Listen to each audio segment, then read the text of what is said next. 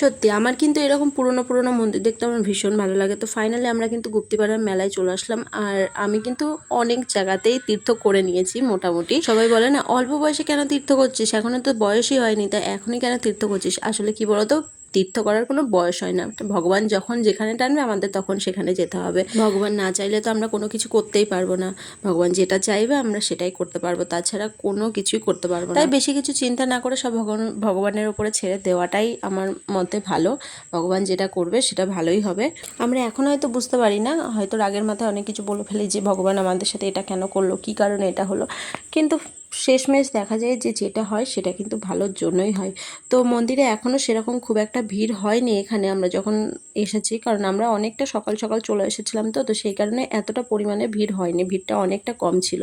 আমি কিন্তু ভাবতেই পারিনি যে আমি গুপ্তিপাড়ার মেলাতে আসতে পারবো, কিন্তু খুব ভালো লাগলো গুপ্তিপাড়ার মেলাতে এসে। আর তোমরা সকলে মিলে একটু জগন্নাথকে দর্শন করে নাও।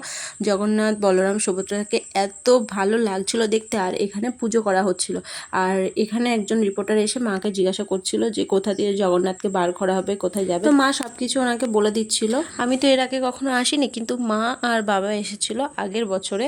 তো মা বললো যে চ, আমি তো ঘুরে এসেছি, তোর বাবাও ঘুরে এসেছে, তো চ আমি তোকে নিয়ে যাচ্ছি। তো সেই কারণে মার সাথে চলে আসলাম। তো এরপরে ভিডিওটা কিন্তু খুব সুন্দর।